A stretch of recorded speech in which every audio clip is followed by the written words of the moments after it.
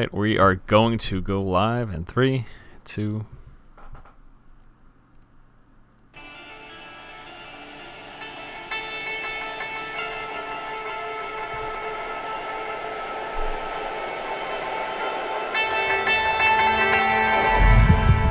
Welcome back, ladies and gentlemen, to another episode of DiabloCast, your Diablo 3 podcast. I am, as always, your host, Dennis Force Duhamel, and with me every week after week, I'm so tired, but he is still here. We've got Kevin Sixen Carlino. Kevin, how are you today? I'm like a nagging old wife, aren't I? You're not that bad. I was just kidding. All right, so what a week. We actually have a ton of stuff to talk about this week. We're going to start things off with just kind of some small, basic introductory stuff, updates about the Diablo 3 community site. We just have a bunch of articles that they posted that we want to make quick mention of. And then we're going to go into detail about the following topics. We'll be talking about the class page addition to the website, the recent addition of the skill calculator and how much fun we've been having with that, the Friends and Family patch number 3 that was just released a few days ago, the addition of the gold auction house, the reveal of PayPal, the list keeps going, and then we'll be wrapping things up with polls and questions of the week. All right. A pretty long list, man. Yeah, that's a long list indeed. So let's start things off with the first topic, which will just be some basic updates of the Diablo 3 community site. All right, so first and foremost, we will be mentioning that the BlizzCon online store pre-sales that were just recently announced. Now, what this means specifically is that if you are attending BlizzCon, then you can actually get yourself your hands on some sweet gear. Now, Kevin, you had mentioned last year there was some issue with this. You want to kind of go ahead into detail about that? It seemed like there was a little bit of a problem with like who was actually flagged and who wasn't. I know that I wasn't able to get anything before the actual convention for whatever reason. It might have been because I had press tickets and whatnot. So I mean, like, I don't know if it was okay for the rest of the public, but personally, I couldn't get anything. It kind of sucked, so I ended up having to wait in the line at the store. But I mean, it was worth it. Got my Diablo 3 poker set, Diablo 3 2011 wall calendar. I'm pumped. Yeah. So, I mean, this is pretty cool stuff. Now, this is, again, exclusive gear available for attendees of BlizzCon. So if you have already purchased BlizzCon tickets, then you can go ahead and get some of this sweet gear through the BlizzCon store. I don't know if there's, I mean, just looking at the image already, I see a rainbow shirt, which clearly the pony rainbow extravaganza for Diablo 3. And then there's a nice battlecruiser there. Got a couple of Murlocs chilling out in a World of Warcraft. I don't know, is that a briefcase or something? I don't know if I'm that interested in any of this stuff, but it's nice that they do this. That looks like the poker set. I wonder if they did one for World of Warcraft. Is it a poker set briefcase? It could be. That's what the Diablo 3 one looks like. Yeah. It's not that big. Like, that's like actual size. I mean. Okay, well, I don't know. I just don't know that I'm terribly interested in it, but I think it's cool that they do this stuff, and certainly for anyone who would be interested in picking up some of these items, it's just a nice little go ahead to people who have committed themselves to Blizzard and purchased BlizzCon tickets, because God, that's a commitment. So expensive with everything that's involved with not the ticket itself, but just the travel and the airfare if you happen to not live there and everything else. Yeah, exactly. Lots of stuff. But anyways, pretty cool. That started today. So again, if you have purchased BlizzCon tickets and you want to pick up some of this gear, then you want to head on over to the Blizzard store and go ahead and do so. All right, so next up, we do have the music section that was recently added as well. This is just another article update on the Blizzard community site. So just some awesome music available online now. You can purchase through the iTunes store, but they'll be available right here on the Blizzard.com website. Now, we actually do have one track. It's a single from Diablo 3. It's the overture for the Diablo 3 soundtrack, and that's kind of just like the basic introductory music for the game. I believe that was actually the first. Wasn't that the soundtrack that was on the first gameplay demo that was made in like 2008 or whatever? Yeah, and they actually released that song publicly on iTunes a couple of years ago for free for everybody. So yeah, we can take a 30-second preview of it too. Oh, nice. Pretty awesome. It is pretty sweet. I kind of like what they're doing with the whole music section.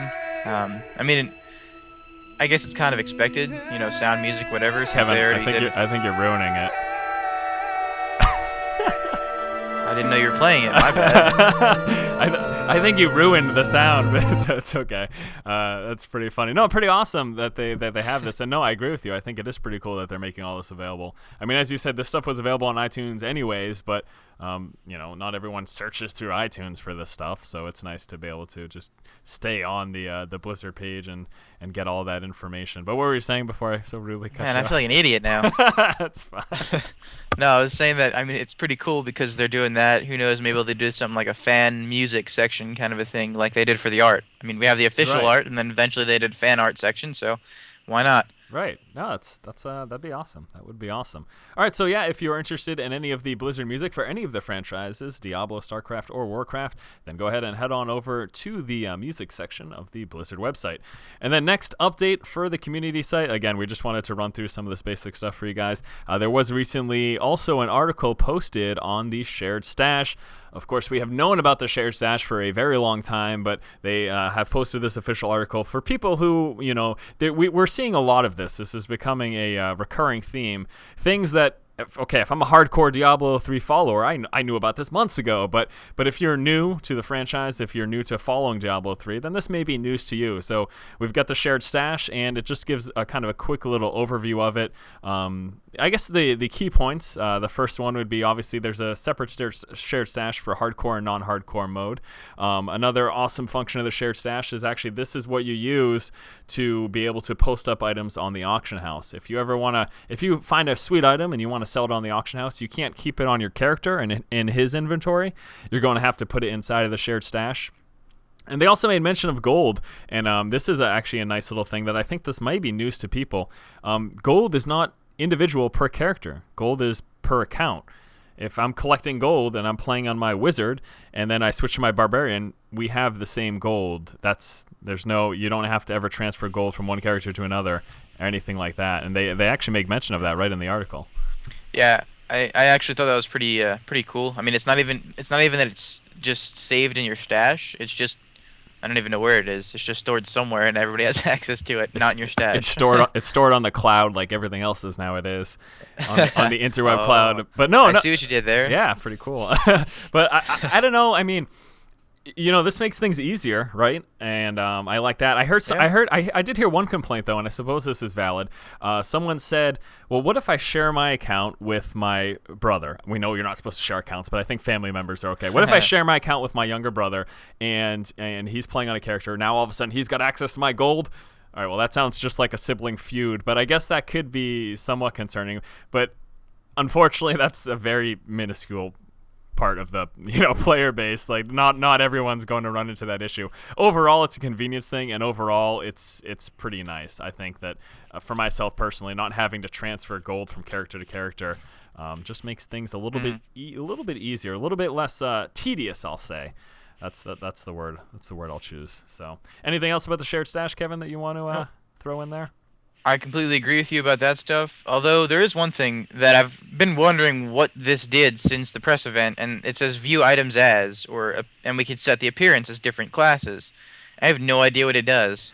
Yeah, I'm going to assume that this is just the class specific gear. Right, so this is what you had said at the press event, and I had somebody check this for me in the beta, and it doesn't change anything. So like if I'm playing as a wizard and I view it, and I throw a demon hunter only item in there, and I view it as a demon hunter, it still says that I can't use the item. So I don't know. I'm not sure. I'm just very confused. I mean, it's clearly a filter. Maybe it's not 100% working, or maybe we're just not 100% clear as to how it's supposed to be implemented. True. One thing that I do know as well is that when we're looking at the tiered gear, the visual appearance is different per the class. So that is pretty sweet, and gender. Yeah, so maybe, I mean, this also means that the icon of the gear changes too. So maybe that's what it's meant for. Maybe for the tiered gear, you can see how the icon looks differently depending on which class would be using it, if that makes sense. Dennis? I'm proud of you. I went to college for an education, so these are the kind of things that I'm able to decipher. That's a good one. but no, that would be a kind of an educated guess for me. I mean, I guess that's what it could be. Again, we'll see. I'm sure we'll get some clarification on this at some point. Yeah. If nothing else, we will get some trolls responding to what we're talking about. Absolutely, absolutely.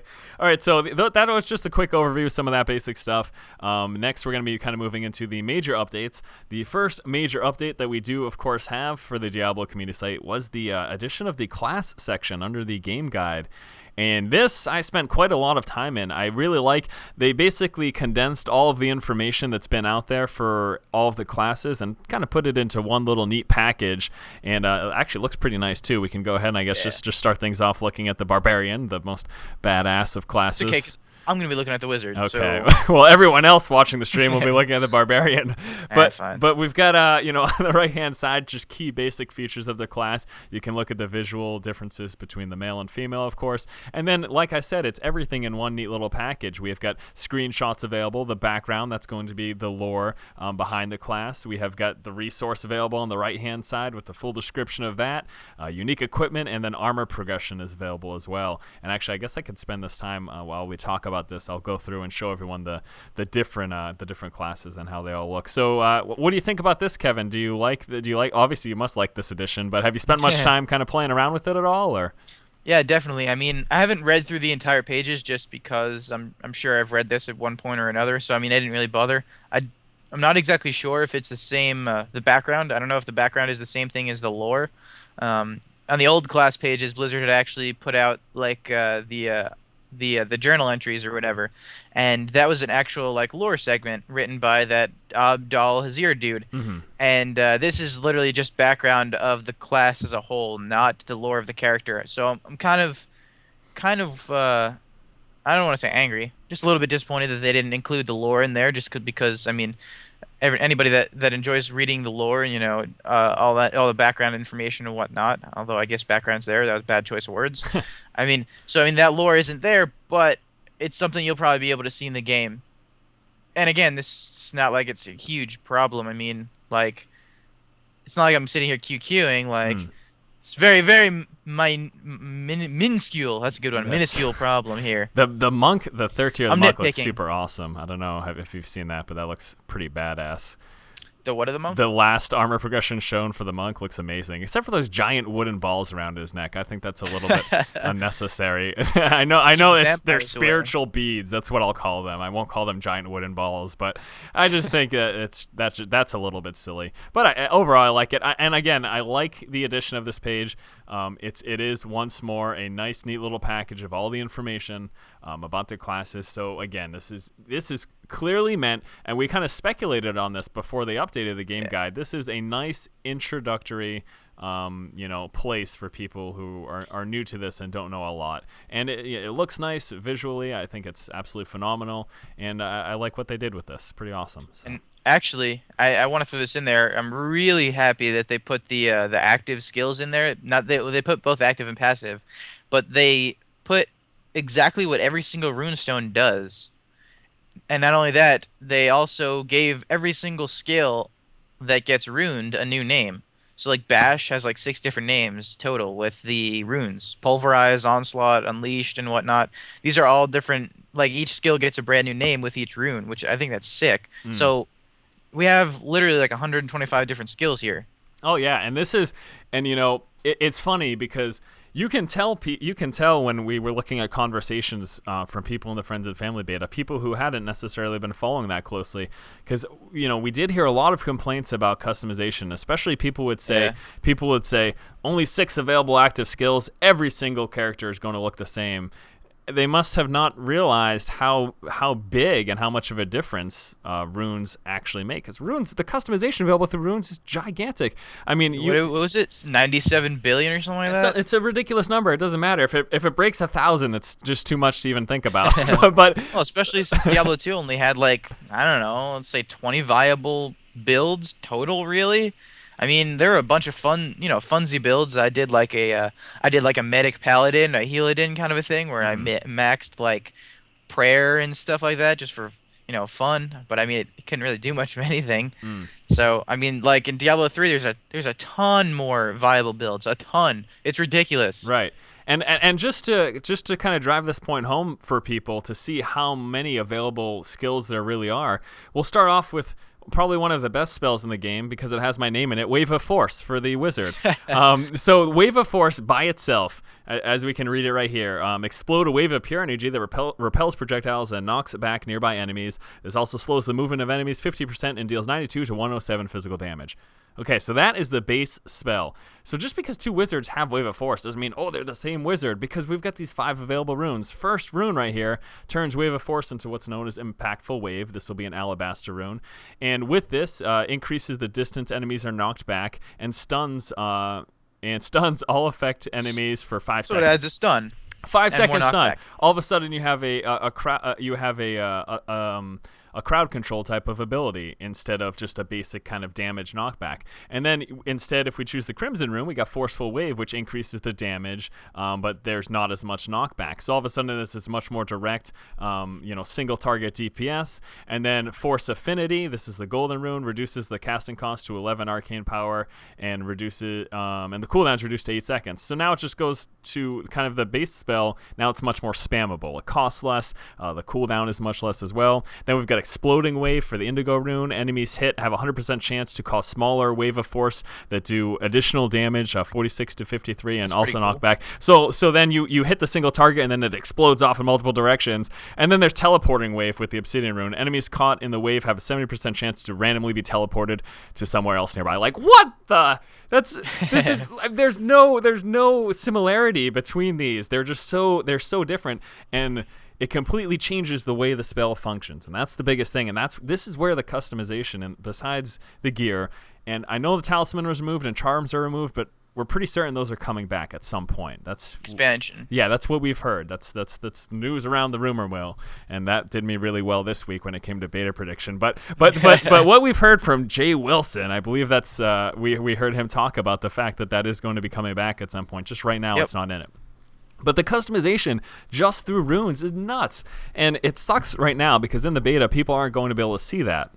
Runes don't start dropping until Act 2. Yeah, so release comes, Act 2 comes along, we'll start picking up runes. But in the beta, we don't even go through halfway of Act 1, so we won't get access to that. But the customization here is nuts, and I can't believe complaints about characters looking the same, because I think that's almost impossible that there's going to be 2 characters that look the same, if you want my honest opinion, because there's so many variables here with all the different possible runes and all the different possible skill combinations.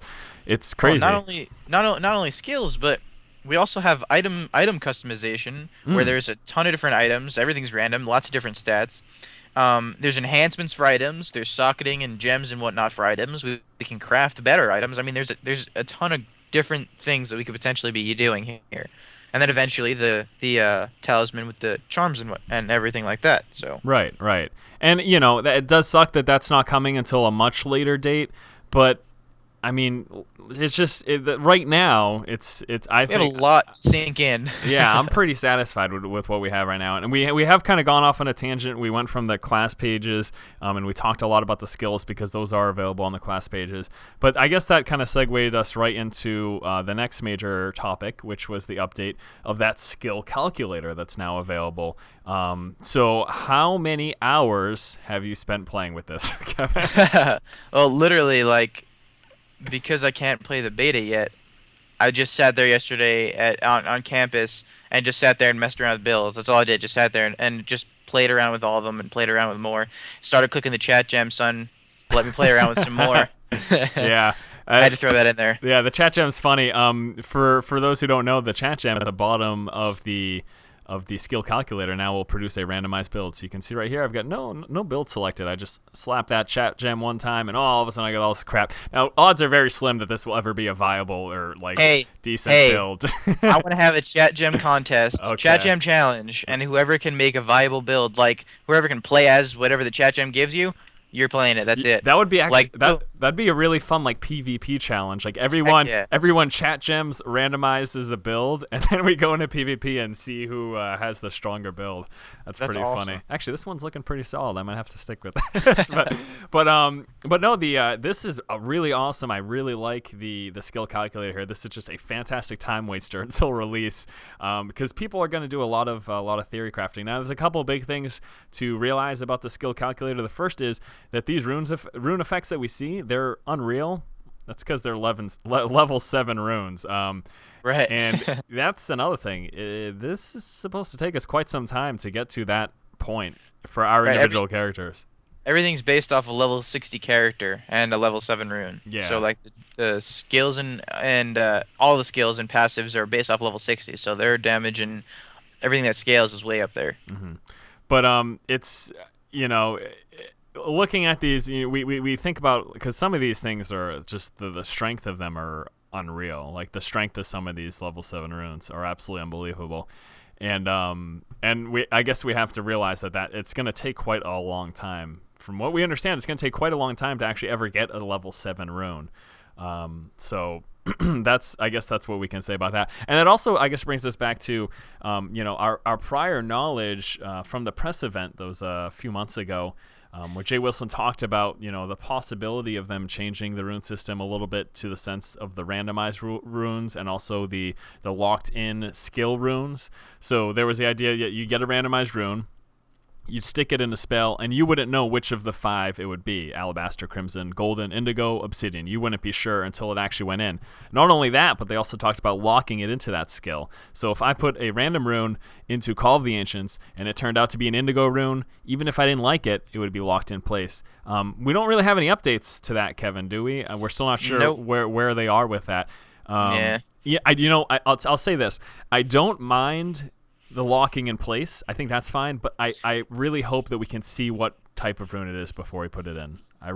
That's my I don't like the personal locking opinion. in place because I mean, although I guess this kind of defeats the whole purpose, it kind of goes against the whole Diablo concept or whatever. But I mean, with the current system right now, if we just get what is it, 6 types of each rune, so 30 runes. All we need is 30 runes total, and we can have potentially 1 rune for each skill. Hmm. So like we'll never have to worry about farming runes again. So if we get 6 types of each level 7 rune, it's 30 runes total. Stick them all in our stash, and then we can just swap it whenever we need to. So that way we'll have at least, because I mean that way we can have 6 indigo runes or 6 crimson runes or 1 of each or whatever.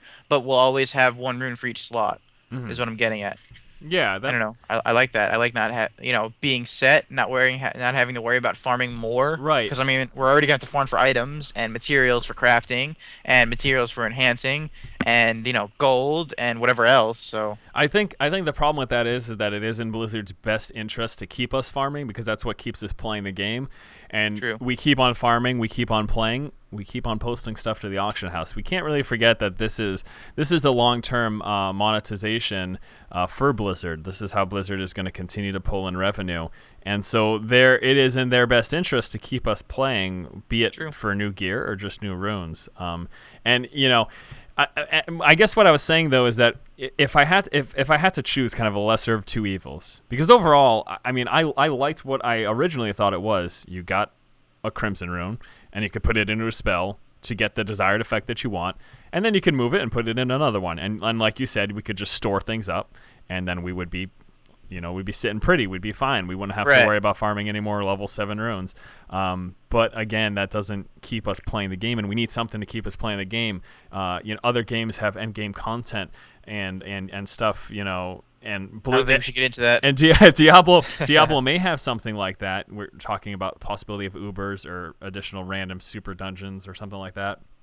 But overall, Diablo's endgame is grinding. It's getting new gear. That's what Diablo is. That's the essence of the game. We farm for gear, and so again, they're gonna want to keep us on that hamster wheel one way or another. But no, I mean, for convenience sake, yeah, that'd be great if we could just stock up all those runes and keep interchanging them. But I'm not so certain that is going to be exactly what we end up seeing. So.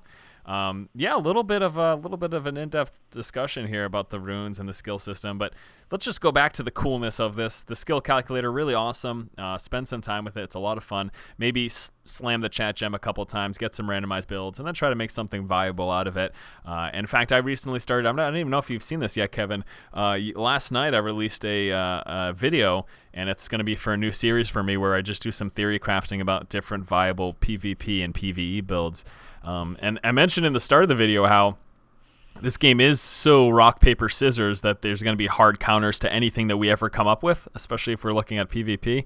But it's still fun to get some ideas flowing and stuff. And again, it's another thing to kind of keep us entertained until... I Haven't seen that. I'm gonna have to check that out. Why didn't you tell me about it? I What don't am I I? don't like you that much, so but no, it was fun, and I plan to continue doing it for the people who did enjoy it. I started off with a barbarian PvP anti-caster build, and I just picked skills, picked runes, and I talked about my decisions behind them. And obviously things can change, and people can have varying opinions. That's the great thing about Diablo, is that there's a lot of possible builds that can be effective. You know what you should do? What? Every week you should pick the counter to the week you did before. Yeah, that's not a bad idea, and that's. That'd be interesting. I mean, there's going to be hard counters to these things. I think the other thing someone made a note of as well, and I agree with, is that these things are going to be scaled back a little bit in PvP because there are supposed to be some balancing things, so like stun durations and stuff like that.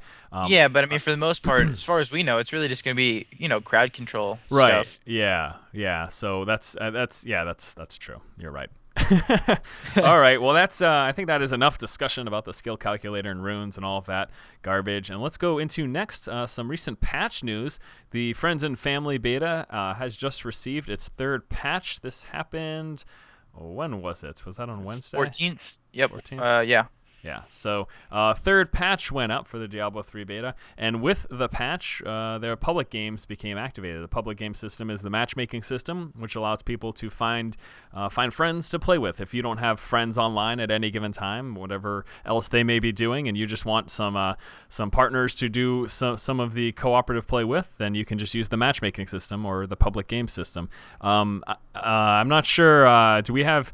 I guess we'd have to ask someone in the Friends and Family if they had any access with this, but I expect this to just work like any old matchmaking system. They'd find someone who's around what quest you're on and around your level, and they just throw them into your game, basically. Yeah, I was watching a stream, and basically, or what it looks to be, or what this is how it appears, is that you hit the public games whatever, and then it pops up a window of the public games, and it doesn't actually sort by game. What it does is it sorts by the quest you're on, and then it shows the number of players that are in that quest.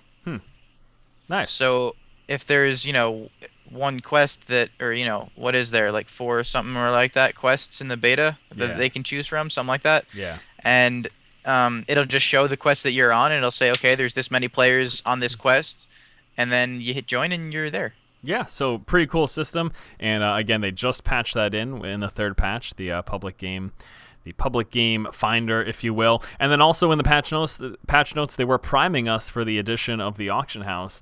And shortly after the patch released, we actually did get the release of the auction house. And Bashiok also put up a post to coincide with that, just letting everyone know, hey, the auction house is up in the Friends and Family beta, and if you guys could please do us a favor of actually utilizing it, because they want people to go in there and they want people to be trying it out so they can get a nice feel for how the system is working and everything like that.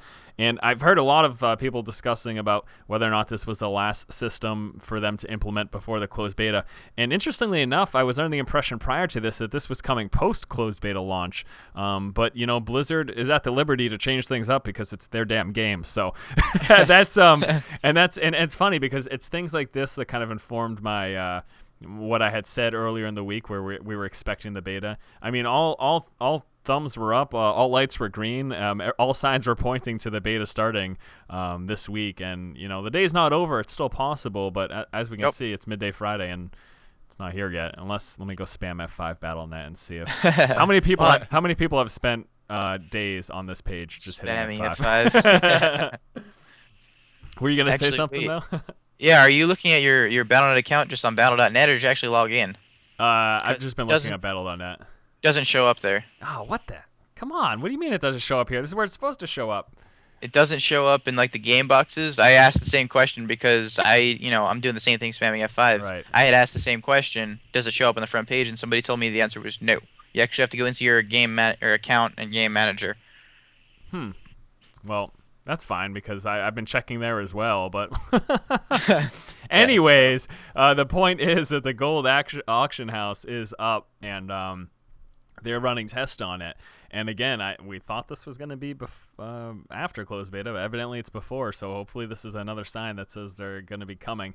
It's kind of annoying, but it is what it is. So now with the gold auction house, I'm sure by now most people know kind of about the auction house and how it's supposed to be working. But it's pretty cool.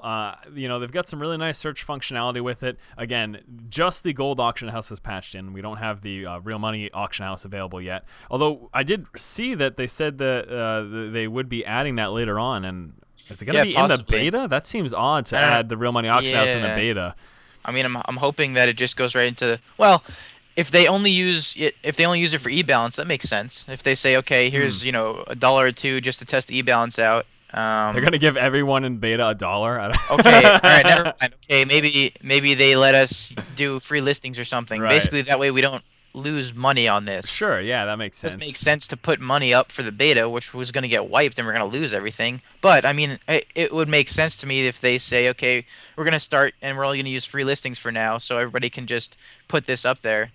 Although, how do you pay for something then without money? Well, if you sell something, then you'll get a balance, and then you can pay for something else. Yes, but in order for you to sell something, somebody else has to buy it. Well, so I don't know, Kevin. Why don't you buy it? You know what would be interesting? This would not happen. There's no way that this would happen. But it'd be interesting if whatever you purchased during the beta, if they add the real money auction house, if whatever you purchased was in your shared stash at release. Ooh, how about that? Awesome. How about that? That's not going to happen. No way in hell. Not in a million years, but that would be cool, wouldn't it?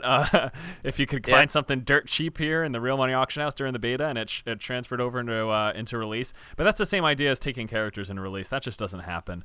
They're gonna. I mean, I guarantee they're gonna wipe everything. They're probably gonna wipe everything into closed beta. Although that would suck. Well, they always do though. They always. I think way back when they used to let you take characters from betas into actual release of games, just whatever game. I'm not talking about anything in particular, but I do remember. Yeah, I actually heard that. Yeah. I mean, the only games I really ever follow are Blizzard, but I mean, I did hear that there are a lot of games that, like actually Path of Exile. I'm pretty sure that they're not wiping between what? Beta and live. Are you serious? Yeah. That's crazy. See, I don't know how I feel about something like that. Like, obviously it's fantastic for anyone who's in the beta. But it's super crappy for anyone who doesn't. I guess if you have an open beta, then it'd be kind of fair all around. But you know what? Life's not fair, so oh well. Here all the time. Yeah, so the auction house pretty cool. Will be fun to see this once the closed beta actually gets going now and we can play around with it. I'm sure I'll make a video going into detail about everything. As you can see through this video here that it is posted already, though, just some basic search functionality. And then we've got the bid and sell tab, and then also the completed tab to see any of the items that you have sold. Nice, search functionality on the left-hand side as well. You can go ahead and do filters and stuff like that. So that's pretty awesome. So. Yeah, Gold Auction House, it is up. It is running in the Friends and Family beta and closed beta. Please come faster. So the next thing that we're going to be talking about, and this is pretty much going to be one of the major topics for us here, is the discussion of PayPal. PayPal has been announced as the third-party payment provider that Blizzard will be using for the real money auction house. So PayPal, if you're not familiar with it, well, this is an online payment service, and there's all sorts of things you can do with it, but most notably, and what people are likely to be doing, is you link up your PayPal account with a bank account, and this allows you to make PayPal transactions online, and pretty much everything allows you to use PayPal nowadays online, and then just put money into your bank account. Here's a great example. I get paid online through PayPal, and then I transfer that money into my bank account. Every month I get paid once a month, through my YouTube partnership, and then that money goes into my bank account. And I've been using PayPal besides for that, when I'm using it now as my career. In the past, I've used PayPal for every online purchase almost. I don't know. I don't have any problem with it. Evidently there are lots of people, or not lots of people, but there have been a segment of people who have voiced their concerns about PayPal being the payment provider for one reason or another. Now I know, Kevin, you had some stuff about PayPal that you kind of wanted to bring up. What are your thoughts on this? Well, I mean, as far as PayPal in general goes, I mean, I've never really had a problem with PayPal. I've used them before. Pretty good. I mean, got the job done. Nothing really to talk about there. Right. I guess it's kind of expected that we knew it was going to be PayPal at the press event. I remember they were kind of hush hush about the whole thing, and then somebody said, okay, if the company starts with a P, shake your head or something like that, and they still wouldn't say anything about it. But now this is something that I wanted to kind of bring to light. Although I suppose it's not really Diablo 3 related, it's more StarCraft 2. We know that Blizzard is doing the map marketplace pretty soon. I just kind of have the feeling that the whole PayPal Blizzard BattleNet kind of relationship is going to run a lot deeper than just Diablo 3. I want to say that Blizzard's going to use PayPal for the StarCraft 2 map marketplace as well. Mm. Um, they're also adding PayPal as a viable payment option to the Battle.net account. So stuff like digital downloads and the BlizzCon store stuff, any or not just BlizzCon, but any of the Blizzard store stuff. So, I mean, I don't know.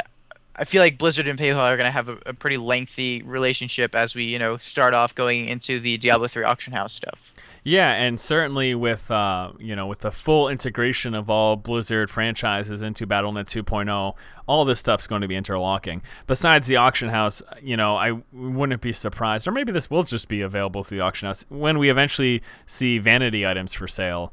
We're talking about different dyes, possible vanity titles. I don't know if Diablo would ever see in-game pets. I hope we don't see in-game pets. Let's keep that to World of Warcraft. Well, I mean, there's this thing called the Scroll of Companion, which we had seen at the press event, and I wasn't sure exactly what it did, but I found out that it collects gold for you.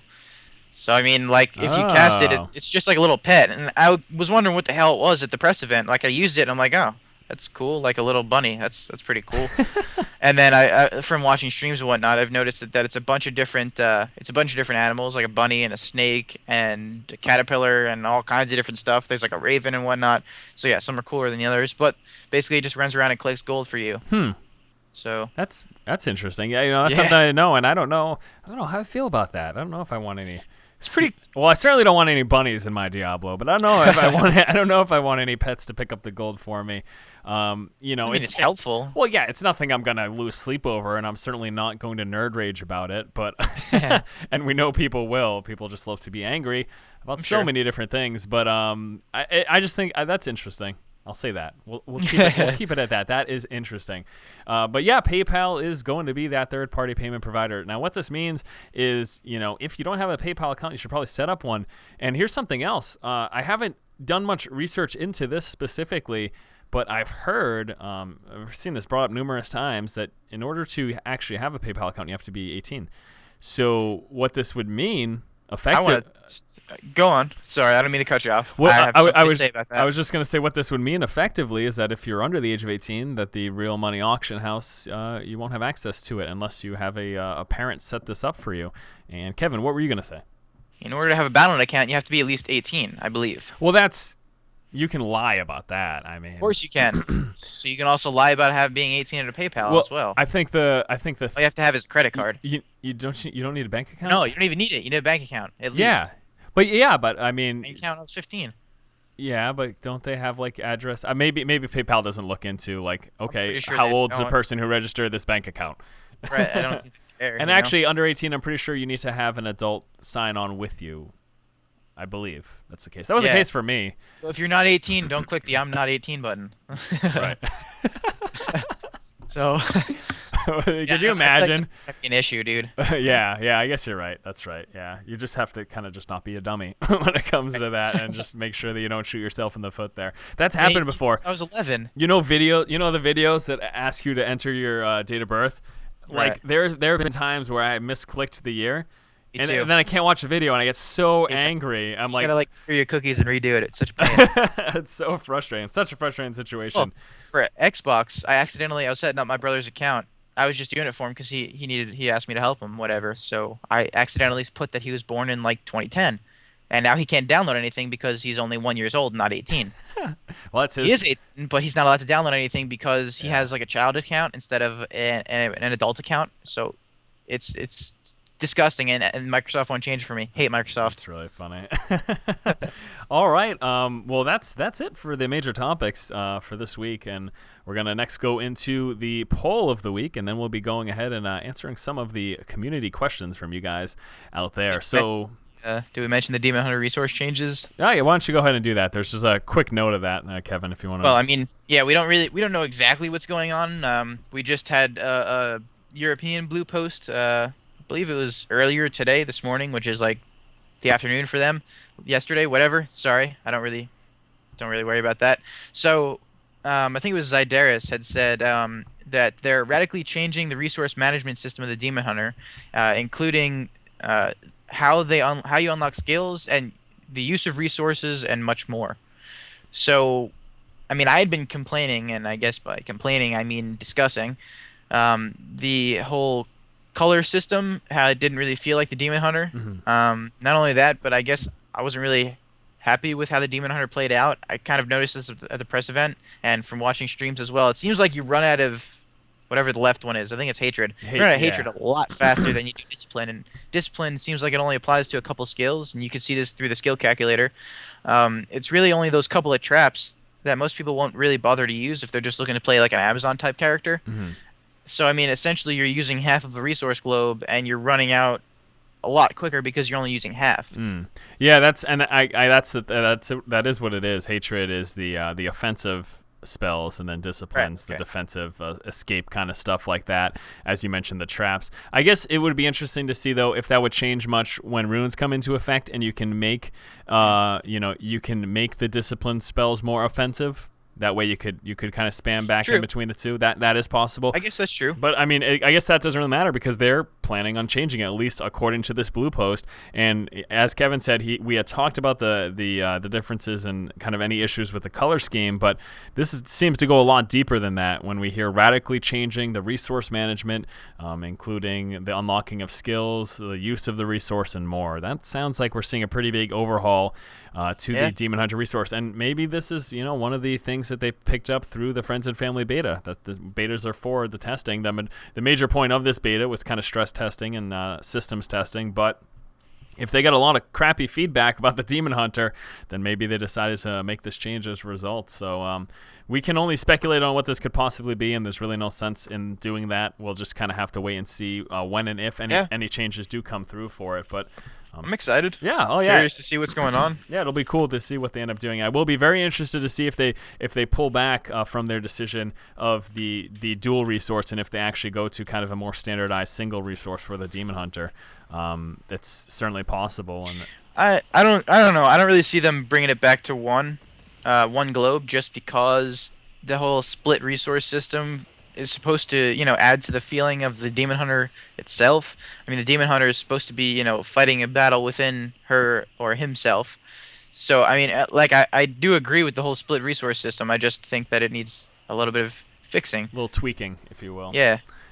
Alrighty. So let's do the poll now. We're gonna first go into recapping of last week's poll, and then we will have Kevin inform you guys as to this week's poll. So last week we asked you guys what kind of content, what type of content you would want to see, video content, or any of the post articles posted on Diablo fans as well, or any videos on my YouTube channel. What do you want to see first? We're gonna get access to the closed beta. The press will be in that first wave there, and once we're allowed to start posting stuff for everyone to see, it's going to be overwhelming amounts of content, and I plan to pretty much do everything that is possible to cover, but we want to know what you guys want to see first, and it seems like eking out in first place is going to be commentary and play experiences. That took 31% of the votes. Close second were class playthroughs, sans commentary or without commentary at 28%.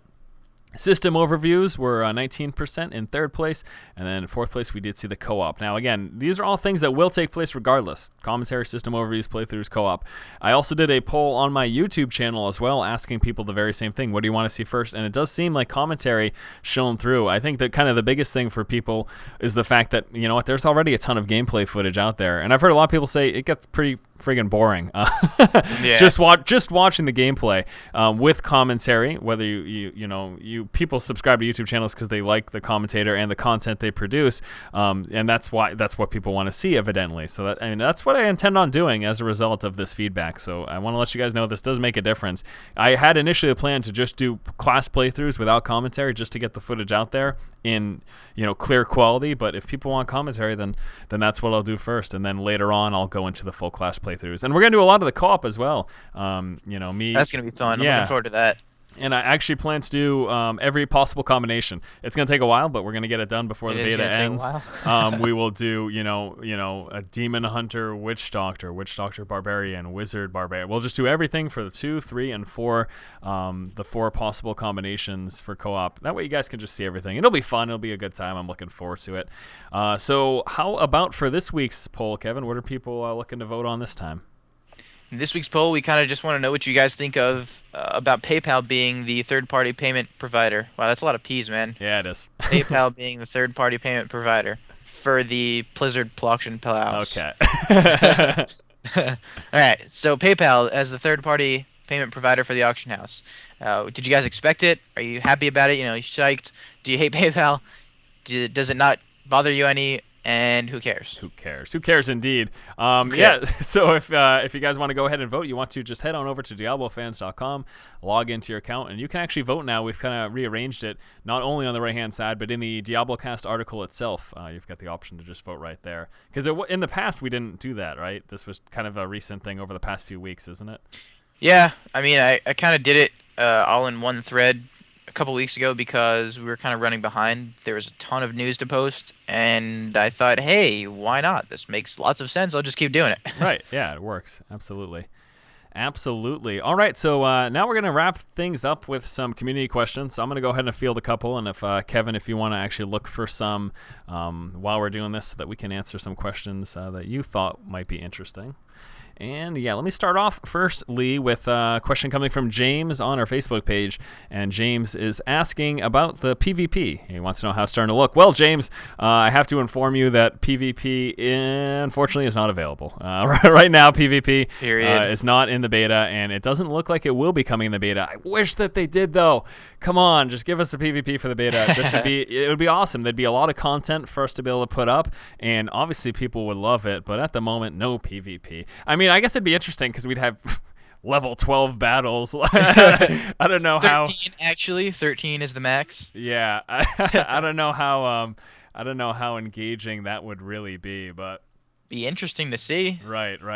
All right. So my next question coming from Jay on the Facebook page, asking which character do you feel is the best overall for PvE. I think it's just a matter of playstyle, in all honesty. I will say this. Melee characters typically difficult in hardcore and the later difficulties because you have to take the nature of the characters that you're up in the forefront taking a lot of damage. So typically a ranged character like the Wizard and the Witch Doctor and the Demon Hunter will do better in those situations because you're away from the danger most of the time. Now, with that said, the Monk has a lot of healing abilities, a lot of really fantastic healing abilities, and has a ruined effect to come back to life after death with like 35% health and spirit back. So that's pretty awesome. Automatic resurrection for the Monk plus all of the healing.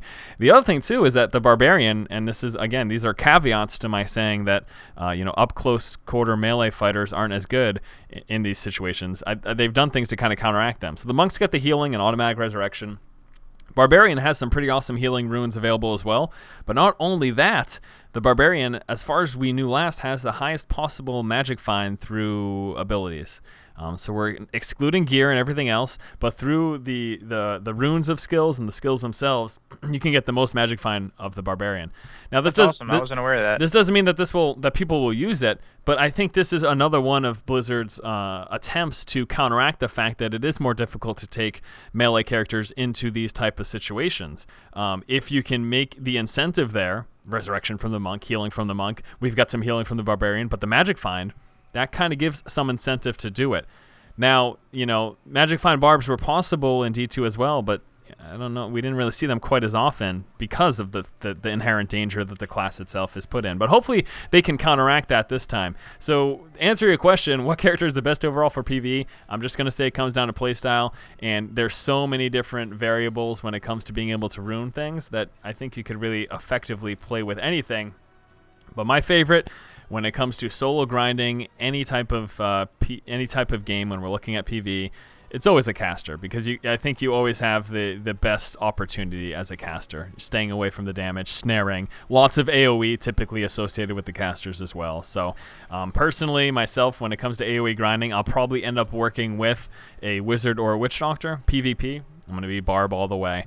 Kevin, did you end up finding any questions there that you want to get answered?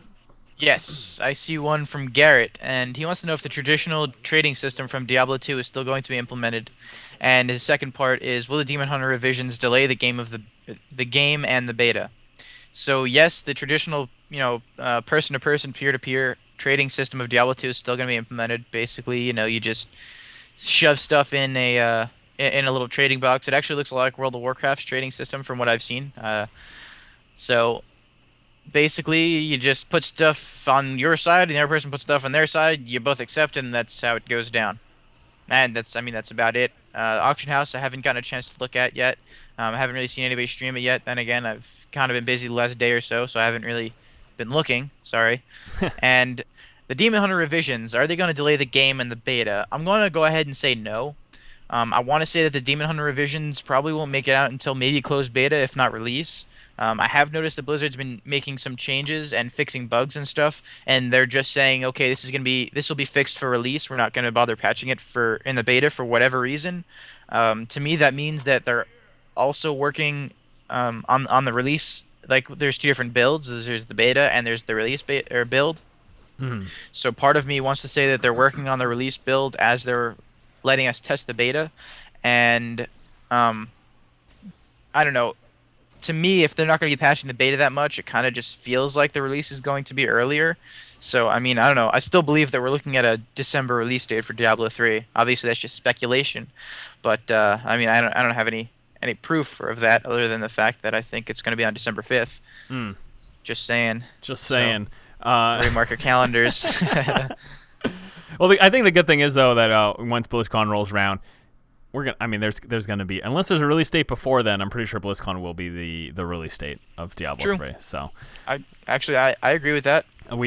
That's not too much further away. That's just a little bit over a month away, and we should be expecting to see that release date. It's coming up pretty soon. Yeah, I need to get things rolling here. I need to plan for the California trip. So yeah. All right. Any other big questions for you over there, Kevin? There's definitely long questions. I just haven't had a chance to read them right now. All right. Well, I got a question here. Actually, okay. Go ahead. I thought you were going to wrap it up. Sorry. All right, go ahead. I'm going to do one more, and then we'll do yours, and then we'll finish things up here.